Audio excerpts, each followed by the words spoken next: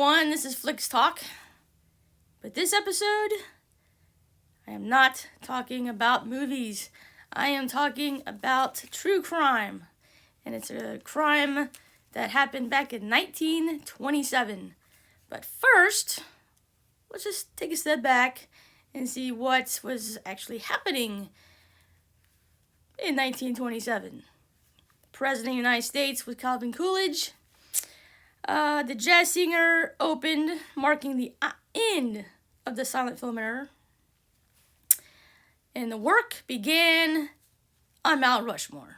That was 95 years ago, guys. 95 years ago. 1927. Let's do a little bit of sports, and then we'll just get right on into my true crime, baby. So, the New York Giants wins the NFL championship. In college, the Stanford Indians, which I do believe they're not called that anymore, but the Stanford Indians tie with the Alabama Crimson Tide for the national championship, 7-7. So they split the title. And then the Yankees defeat the Pirates to win the World Series. And Babe Ruth, I believe he hit 60 home runs. So give you a little bit of what went on in 1927. Besides what we are about to talk about. There's this unknown crime that happened in Oakland, California, in the July 2nd, 1927. Most of my information I am getting from a book. I'll go ahead and just show you the book. There's a little bit of stuff online, not much. There's a podcast, I'll give you that name later on, that I listen to, and they give a little bit of different information than what I got out of this book. So, but this is, this will definitely tell you, this is I'm talking about an unsolved crime. Because here's the book. I don't know if you guys can even see it. Here we go. Unsolved Crimes is the giant book of unsolved crimes. So that is what I got the information out of. So in this book, y'all, I'm probably going to be using this book more. So I'll be showing this book later on, probably in other videos. It's there's cases from ranges from 1560 to 1983. So plenty of years stretch there. I mean, it is pretty thick, but it's not as thick as you think. I mean, it's about 2 inches thick maybe, so it is pretty thick. But still, the stories are short, so there are a lot. But anyway, a little bit lesser known cases. Yes, I do have some bookmarks here. Bookmarks. They do talk about some known cases. The Zodiac, the Black Dahlia, Marilyn Monroe, Jack the Ripper. So there are some known cases that has a lot of information out there. I'm not going to talk about those. Plus, I believe I already talked about a few of those already. So I know I did the Black Dahlia. And most likely some of the other ones. But I'm doing the lesser known ones. The ones that people don't really know much about. That's very little that's known about them. So, let's get started. So, this one was once called, or once referred to, whichever way you prefer to know it, as the California's worst crime. And it is the murder of Mabel Mayer. Mayer. Depends how you want it. Anyway. So, 1927, California, Oakland, California. I kind of wrote down some timelines so that way we can kind of know about, that way you can kind of track her. And she was a 15-year-old girl. And, she just started off July 2nd, like any other day. And so she left her home, which was on 86th Avenue in Oakland. This book His book gives actual addresses. I will not be doing that. Just, to keep a little bit of privacy. I don't want, not like everybody, a whole bunch of people watch me, but just in case there are some great people who do live out in California and say, hey, I'm gonna go check this out. So I actually did. I went on Google Maps and looked at typed in the addresses and looked in there. There's places, still houses, still standing there. Most likely the same ones. But anyway. So what her day was, she had like a 10 o'clock appointment she left her parents at 10. Because she had to go to the dentist. And she had already planned to spend the night at her uncle's house in Berkeley. So she already had her day planned. She had a few things to do during the day, spend the night at Berkeley, and her parents and her brother or whatever, her father and brother were going to pick her up the following day and bring her home. But here's the thing. 1927, I'm sure this was considered far away. Today, it's not that far. I mean, it is, but it's not far, not like hours away. More like 25 minutes away in the car. But her parents' house, or her house, and her uncle's house were, depending on which way you went, because I got different time lengths, from 11, 12, 13 minutes away. So, or not minutes, miles away. So, 11, 12, 13 miles. I'm just going to say about 12 miles away from each other.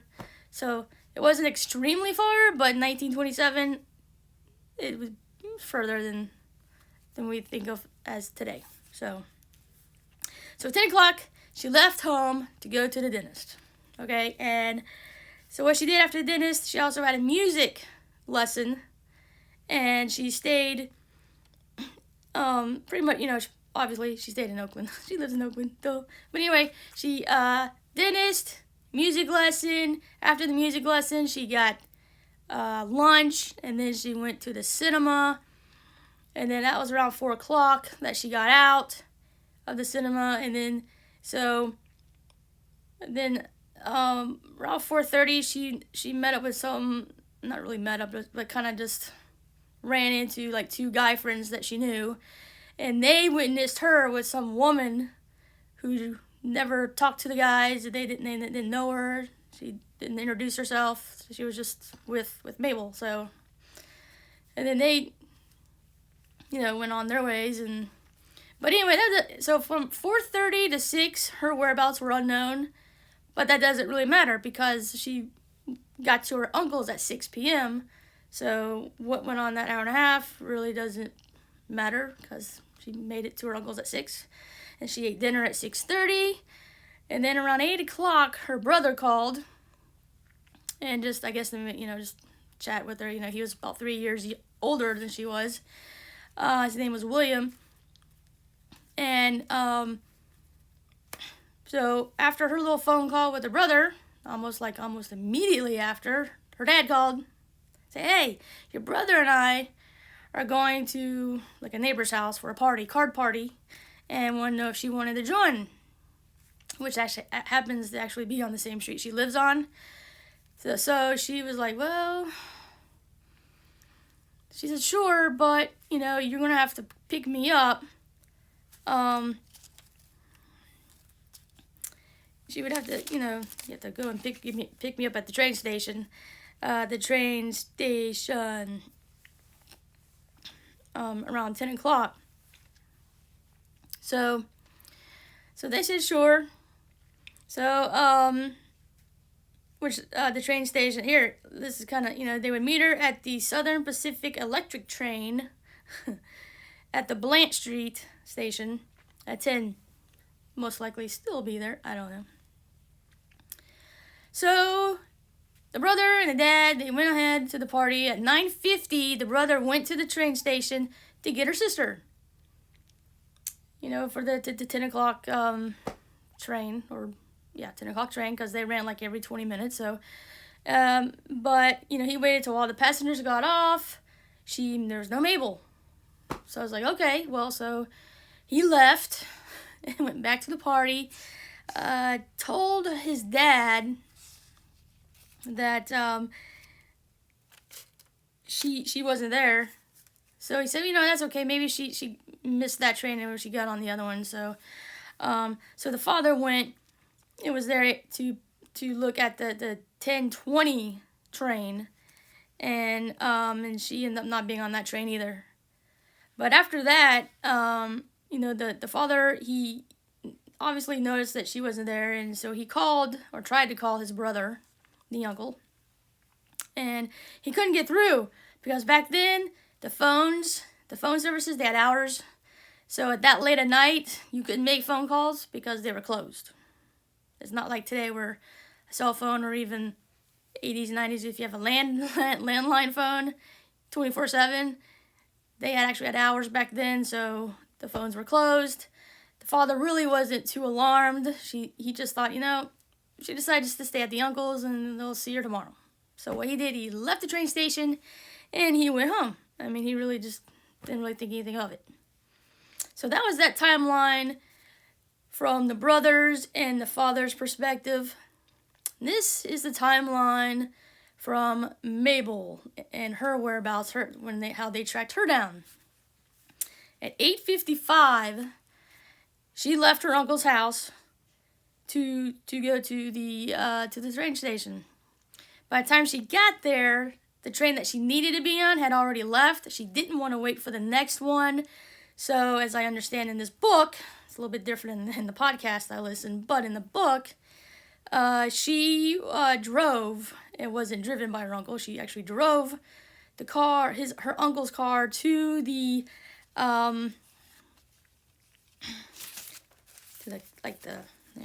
streetcar terminus.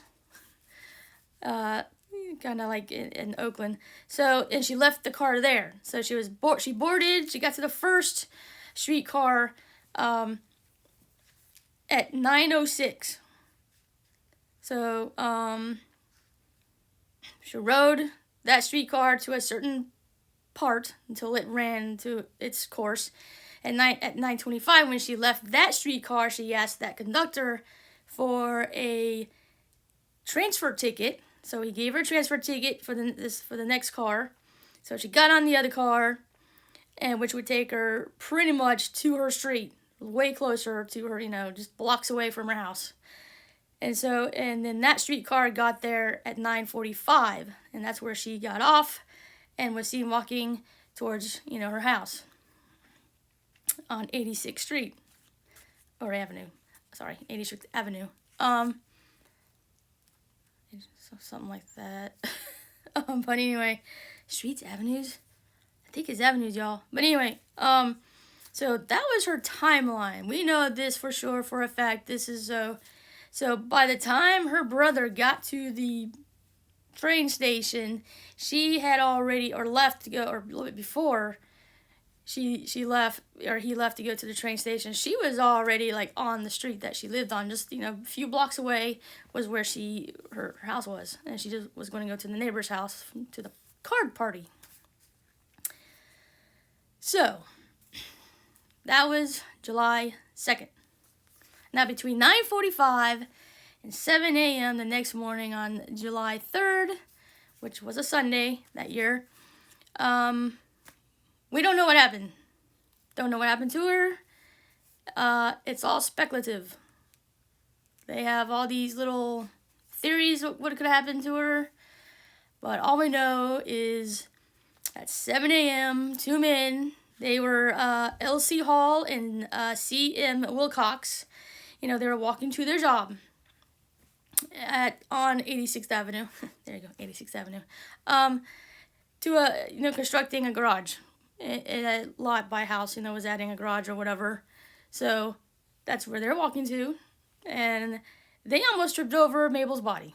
When they got to the back of the house, there she was, laying face up on her back. So they quickly observed the body.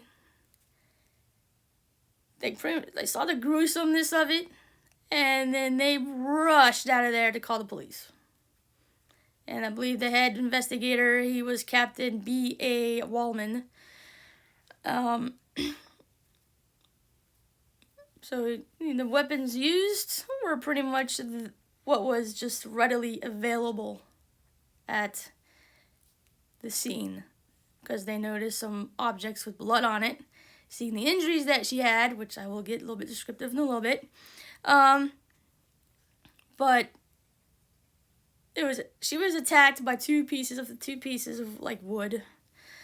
One was like about a 34-inch timber with some nails in it, or one nail at the end, so that really would hurt someone if they got hit.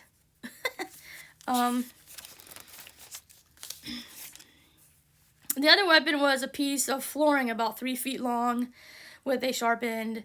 So, because the reason why they knew that, because it had blood on it. I believe I already stated that. Both pieces had blood on it. Nope, there you go. See my notes.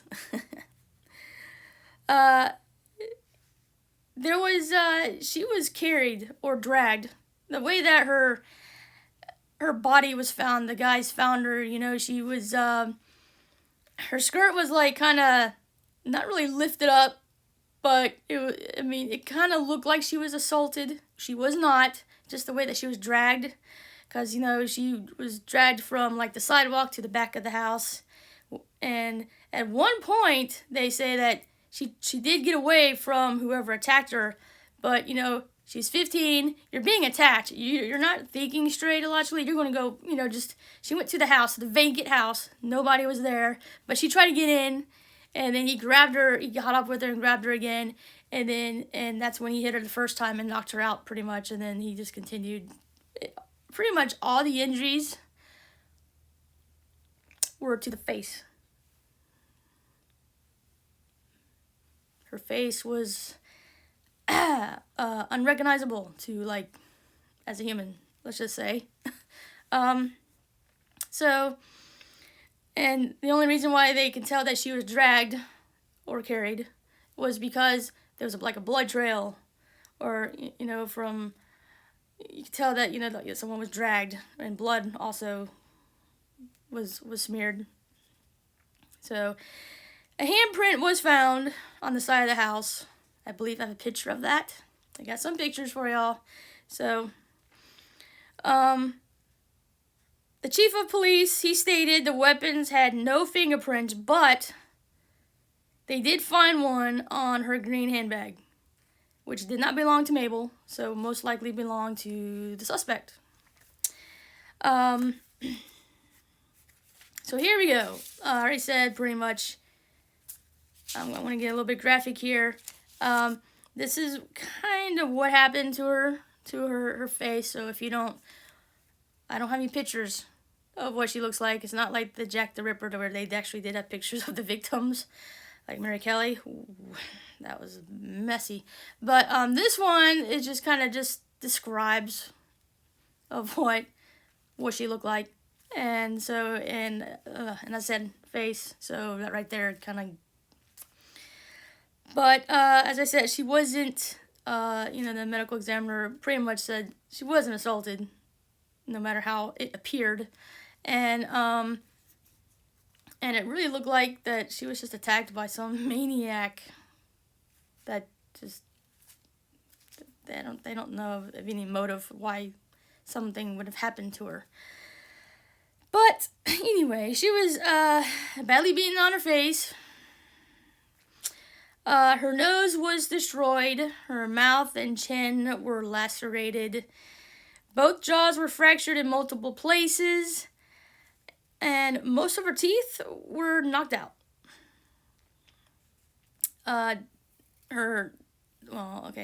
Death was caused by multiple things. They say concussion, shock, or hemorrhage. But also, a newspaper article that I'm going to be sharing, it also states that she swallowed her tongue. That different resources. It really depends on who you read, what you read. Newspapers, that came from a newspaper, from like the local Oakland's newspaper, that she swallowed her tongue, and she choked, strangulation. That could have been a cause of death. everything, as I said, it's pretty much, it's all from this book. I didn't really use the internet on this one, since I had the book here and I had to see what I wanted to say. And and then she even had several fractures to her left forearm, like she was protecting herself from being hit. So, and then even when the guys found her, her arm was still kind of propped up, like she was trying to shoulder her face. So, yeah, they said her skull was fine. No fractures, no injuries to her skull at all. It's just face, nothing but the face. Nose and mouth, and it's just, they didn't say anything about the eyes or forehead or anything, but it's like seemed like it was from like the nose and down. So I don't know. That right there seemed like it was personal. Maybe this is the thing, that we don't know who did it, obviously. And there's a website that lists 4 suspects. One of them they looked very closely in depth in, but they found out, he did have an alibi. They checked the alibi out. There was no way possible that he could have done it. So he was cleared, even though he was, I think, that guy tried to kill himself, and he obviously was unsuccessful. So then he sought help, and he was in the hospital. And then the police, I think he claimed he hit himself with some wood, which kind of was similar to some of the wood that was found at that vacant lot with, the construction of the garage. So, but anyway, about 2 weeks after the accident, 2 weeks after the murder, there were 2 guys that were, I guess, hey, there's a murder in the neighborhood, let's go check out the scene, right? So they were late at night, they're behind the house at the crime scene, and just looking at they see the blood still there, and so then they were just they're smoking their pipes, and out of nowhere this guy, he just appears, and he how some suspects, some killers, they revisit the crime scene, and this guy kind of said to himself, because he didn't notice the guys that were there, he kind of uttered or said, Sunshine Mabel. So, and they kind of figured this guy, he could have been the killer. So, as soon as that guy kind of, he kind of got away, but then those 2 men went straight to the police, and then, of course, the police came back looking for him, and, of course, he's gone, so. But they did get a description, being dark. I don't know how they could tell that the colored coat that he was wearing, but maybe there was enough light where they can tell it wasn't black, but it was dark blue. But anyway, so here's the suspect. This is the kind of the suspect description that they have, and that's the only thing that they really had to go by, except for the fingerprint. He was 5'11", he was 35 to 40 years old, he was built well and active looking, dark complected, unshaven, looked like, he hadn't shaven for a few days, he had long hair, it was matted hair, dressed in shaggy dark blue coat, baggy and completed pants. So the thing is that they don't know, for the many times I've said, they don't know who did it. It's unsolved to this day, 95 years. Most like a guy, not alive today, can't be, unless he's really old. But anyway, so, they try to come up with some motive or someone who would do this and how it happened. She had to walk by this vacant place in order to get to her house from where the streetcar dropped her off. So either someone was there waiting or not for just an opportunity, it could have been someone she knew. The podcast that I listened to kind of go in a little bit on some detail with this and detail on the suspects, but since all the suspects they looked at, they kind of ruled out later on, I didn't want to really mention them because, like, why? Because it doesn't help the case any. So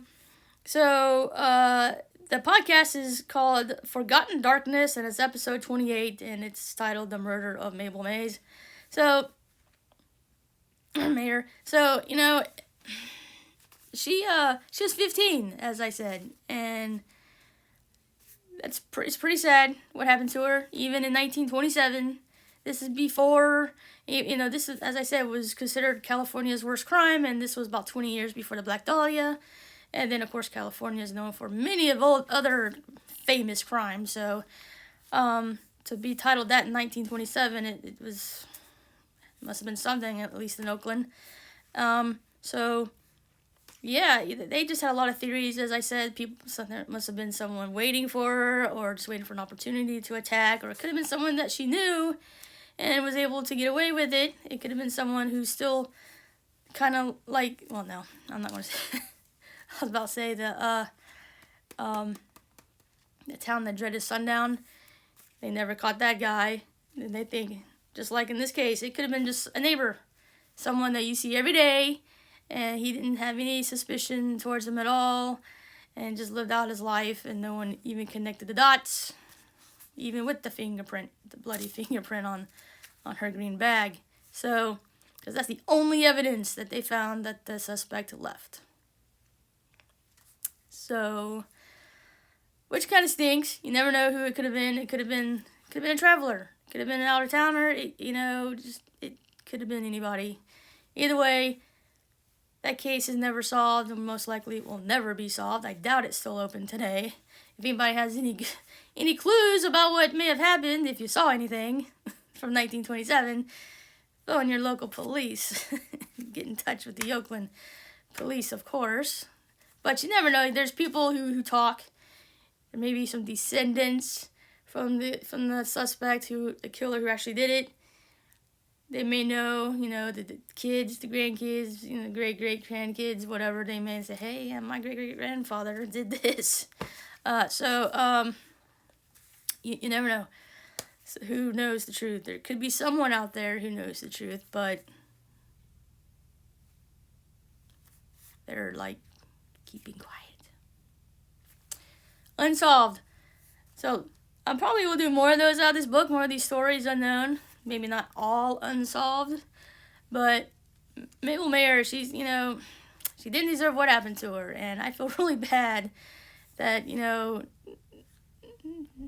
an innocent thing. Maybe she just should have stayed at her uncle's, and she wouldn't have died that night. But anyway, no one would have known that was going to happen to her, and so that was the murder of Mabel Mayer.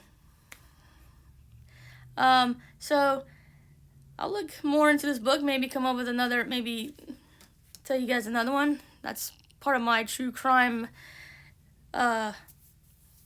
issue on this channel. So it's not always about movies. There's plenty of true crime and movies based on true crime. So anyway, hope you enjoyed it. I know I talked a little bit fast, but it's still about 30 minutes anyway, so that's about as long as the podcast was. But listen to the podcast. They totally said some different information than what I went along with, and said some things that contradicted what I told you and what I read. So, as I said, it depends on where you read it, who wrote it, who said it, where they got the information from. There's always some differences in everything, so there you go. So, a moment of silence for Ms. Mayer, who is buried in Oakland. So, anyway, with her parents now. Most likely her brother, too. I don't know. I didn't look into that closely at her tombstone. But anyway, I do believe with the parents. But I do have a picture of that, too. So, anyway, to Miss 15-year-old whose life was cut short, who never know what she could have done with her life. Just because some people just have to be vicious and become animals themselves. Thanks for watching, and I'll see you next time. Bye.